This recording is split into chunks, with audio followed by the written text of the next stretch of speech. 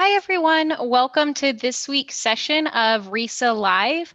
My name is Ashley Adams, and I'm a technical marketing engineer at RISA. I'm really excited to announce the release of the RISA-Tekla Link version 10. This link is compatible with Tekla Structures version 2020. So go ahead and head to our website and download this link if you are currently using version 2020 of Tekla Structures. We have a couple features here today that I'm going to show you with this simple model that we implemented in the Tekla Link version 10. So this structure here is, it's a simple, smaller structure, but I kind of wanted to show you guys an example of a structure that, or a scenario that you might actually use in practice. So kind of to set the stage, say that the engineer of record is designing a central utility plant for, say it's a university or a hospital, and this is an equipment platform that exists within that central utility plant. So the engineer of record has been tasked with designing this equipment platform as well as the entire central utility plant. And common in these types of scenarios, the fabricator will be the one who ends up designing the connections of these types of structures. The engineer of record will pass their design off to the connection engineer to then design the connections. So the example I'm going to show you guys is how the engineer of record can easily set this type of structure up here in RISA-3D. They can pass this model off to the fabricator through using the RISA-Tekla Link. And then the fabricator can begin the detailing of the project and then even take it a step further. And we'll bring this into RISA Connection so that you can see how the fabricator can integrate RISA Connection and design those connections back into Tekla. So I'm really excited to show you guys this today. We've got a couple features of the RISA-Tekla Link version 10 that were added. One of them being rigid link elements. You can bring rigid link elements from RISA-3D into Tekla and vice versa. You can go back and forth that way. So another aspect is cardinal point offsets. So what cardinal point offsets mean is, so we'll go ahead and render the structure here. And in RISA-3D, we all know that RISA-3D is a centerline based program. So if I go ahead and let's go to my model display options, and if I view my members to be 100%, and I'm going to make them a little transparent so we can see a little bit better, you'll see that the columns frame into the center line of those beams. So this is great for the analysis portion of our project. We want this in RISA-3D. However, when we integrate this with Tekla, we'd really like for the tops of those beams to align with those tops of the columns so it can make that connection design much more efficient. So one way that we handled this within RISA is that you can modify these cardinal point offsets such that it doesn't affect the centerline analysis within RISA-3D, but it'll communicate efficiently with Tekla. So what we can do here is, I'm going to show you how to use that. What we can do, I'll go ahead and double click so we can view a member's information properties.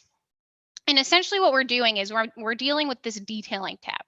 And so this detailing tab is only available to you if you have that option selected in the application settings. So before we kind of dig into that, I'll first point out to you that you can access the application settings through your tools.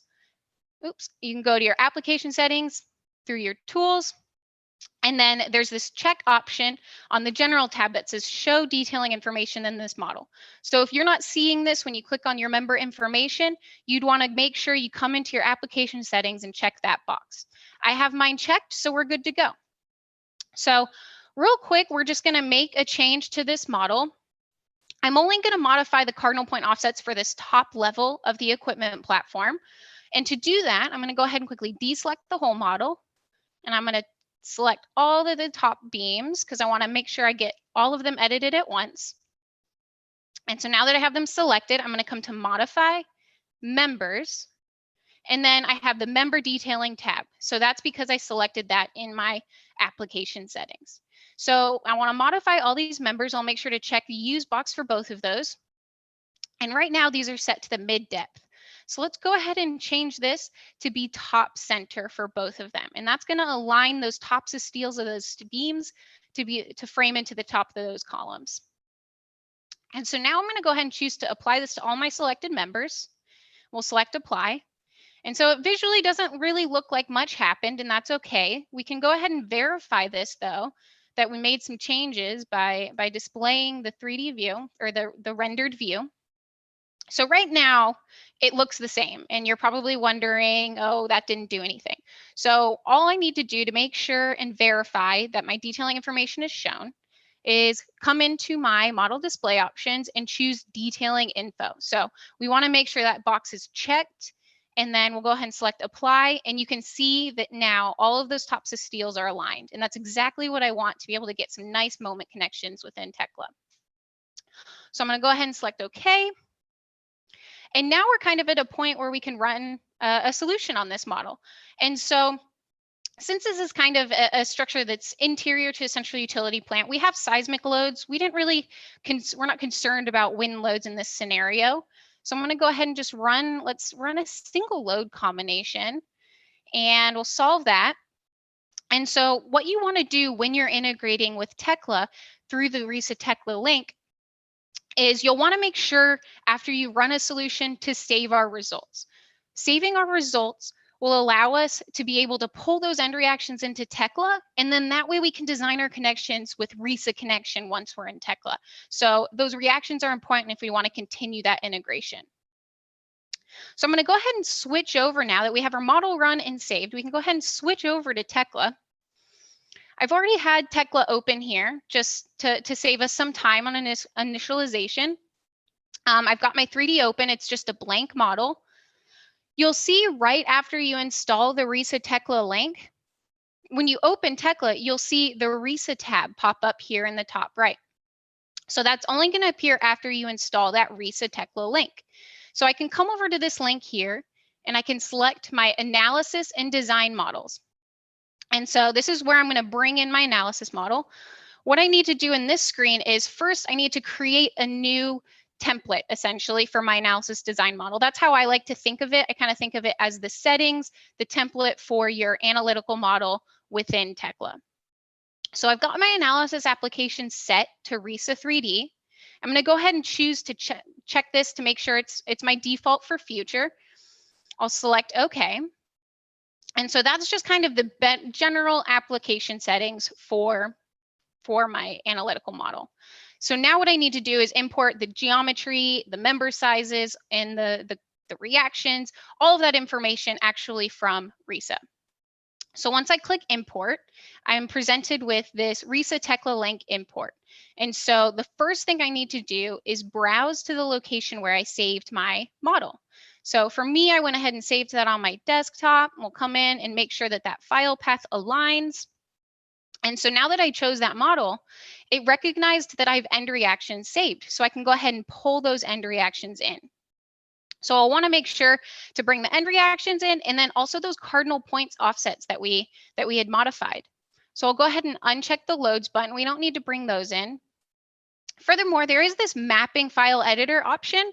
I don't need to open this today. It takes a little bit of time to load, but I just want to let you guys know that this option is here for you, that you can choose this. This is kind of the translator between shapes, between RISA and Tekla, to make sure all of your shapes are assigned the proper geometry. So I'll go ahead and select OK. And so this is generating my analytical model in the background. So this first thing that we see here is the RISA-Tekla Link summary import. So this is where it's going to tell you kind of everything that may have been modified or things to consider that might have been lost. You should always review this warning log. I've reviewed mine. It looks like there's a couple issues with some unbraced lengths. And it's notifying me that the vertical axis in Tekla is Z, whereas in RISA, my vertical axis was Y. So I've read these warnings and I feel good about them. So I'm going to go ahead and select OK. And so now you can see our analytical model here in Tekla. So when you zoom on in here, you can actually see these sticks and nodes is kind of just what I like to call them. And this is essentially how Tekla is communicating with RISA. You can see that these sticks, these lines are at the top flange of my beams. And that is essentially what I did when I modified my cardinal point offset. So that's how these two models communicate with each other. So I'll go ahead and close out of this. And so now I've got my general Tekla model. So it's our typical model that we're used to seeing. And essentially we're at the point now where I'm the fabricator and I'm ready to assign some connections to my members because I want to be able to integrate with RISA Connection and actually design those. So a list of available connections between between Tekla Structures and RISA Connection are available on our website. So I'm going to go through a few components, but we'll go ahead and show you guys that link here. So if you go to our website, you'll see a list of all the available connections to you. So if you're ever integrating and you're not sure which connections integrate, definitely visit this link. We'll be sure to include it in the information below the video just to help you guys access that a lot more quick. So we'll go ahead and come back to Tekla. So I'm going to assign some connections here. Let's go ahead and do in my applications and components dialog. I'm going to go ahead and type in those number codes that we saw, and I'm going to choose 141, and that's going to be that standard clip angle. And so I'll come in here, and the first thing I want to do is choose the girder and then the beam. And so that's going to generate that clip angle connection. And then we'll do that again a couple of times. And I'm only going to do a few connections here just to give you guys the general idea of how you would go about doing this. Let's go ahead. Let's do a couple more of these just standard clip angle connections.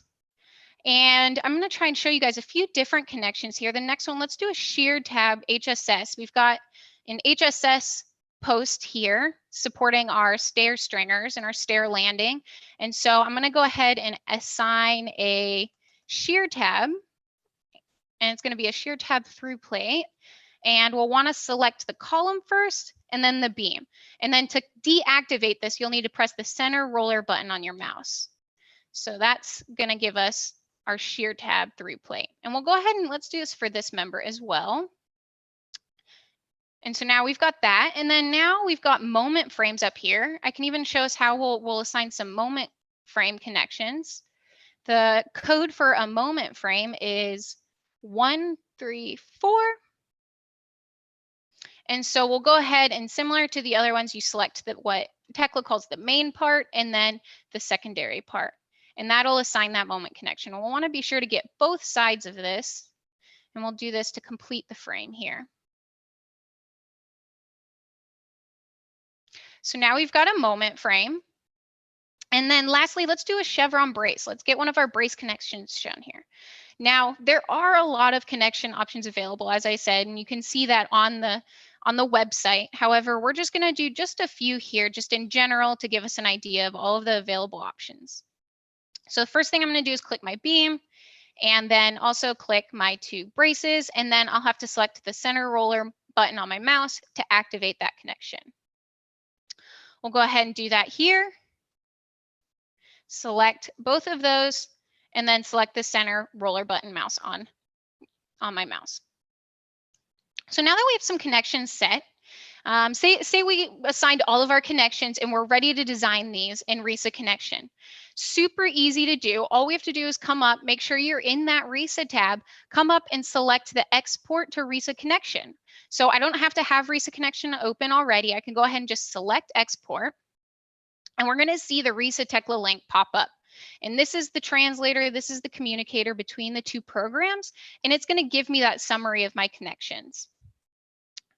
Now that we've got RISA Connection open here, you can see I've got all of those 4 different connections that I imported, and you can see for each type of connection, all of the different type of connections that are available or that I assigned. So the quantity is all there, it would appear. So that all looks good. And to be able to solve these, I haven't specified any particular geometry. I'm not sure, I'm going to have to come in and actually modify some plate sizes and to be sure that these work. But just from the get-go, I always like to solve the project to see which ones work and which ones don't. So I've got some failures. So that means I'll need to come in here and make some modifications. But for the sake of time and for the sake of this project, I'm just going to show you guys quickly how to make a modification in just one of these standard clip angles. So within RISA Connection, you've got your 3D view. I always like to work in the 2D view. The 2D view is a lot easier for me to understand. You've got the side view as well as the front view. And you also have the option, while everything in your views is all, you're able to click and modify all within the actual 2D or the 2D view. But then that's also going to highlight over here in this properties panel about all of the different types of variables within your connection that you can modify. So I think what the change that I'm going to make here is actually going to be the bolts. So I'm going to select the bolts, and I'm going to come over here and I'm going to add an additional bolt. I'm going to add 4 bolts. And so now that we've got this connection done, this is strictly just to show that we can make that update. I'm going to choose export to Tekla. So I went ahead and pressed export.